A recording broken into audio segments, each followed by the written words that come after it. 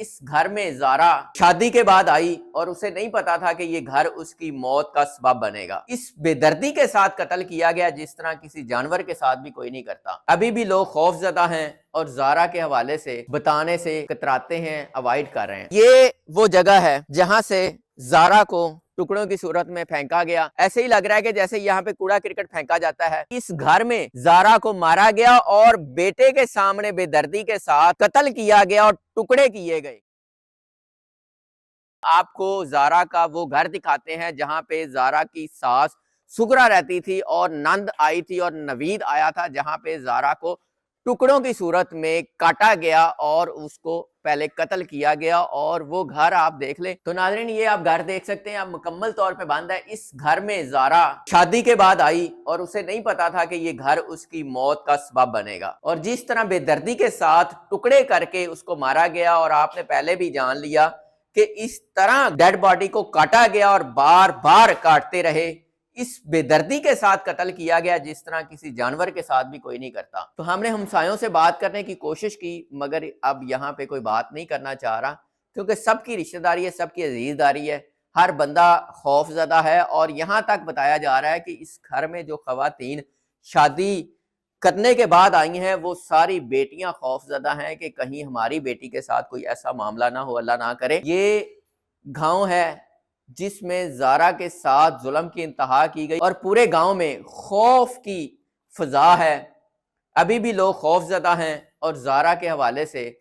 بتانے سے کتراتے ہیں، اوائڈ کر رہے ہیں۔ یہ آپ ساتھ والے گھر بھی دیکھ سکتے ہیں۔ اس گھر سے صبح 7 بجے سے 9 بجے تک سگرا اور اس کی بیٹی جو صبا ہے وہ چکر شکر لگاتے رہے، لیکن ایسے اثار،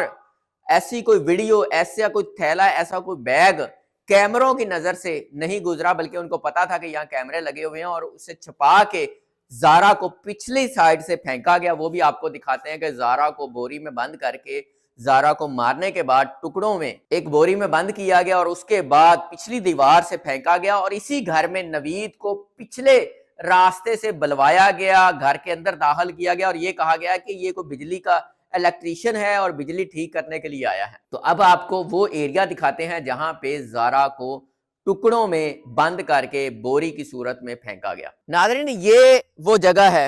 ایگزیکٹ جہاں سے زارا کو ٹکڑوں کی صورت میں پھینکا گیا۔ یہ بیک سائیڈ ہے یہ، اور اس جگہ سے اوپر سے پھینکا گیا، اور یہاں پہ زارا کی بوری بند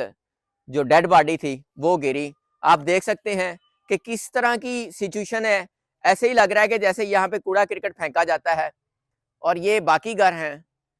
یہاں سے زارا کو ٹکڑوں میں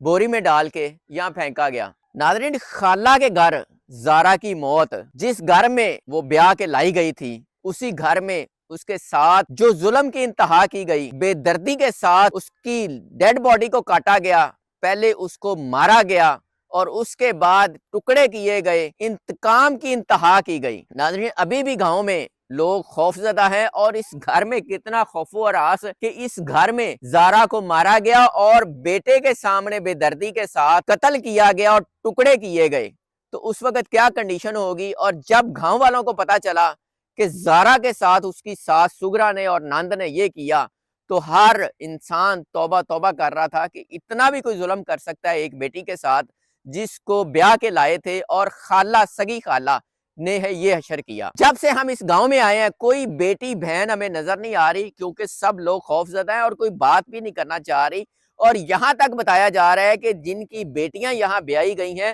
وہ وارثان جو والدین ہیں وہ بھی خوف زدہ ہیں کہ کہیں پہ ہماری بیٹی کے ساتھ کوئی اس طرح نہ کر دے۔ تو اب بیٹیاں ساری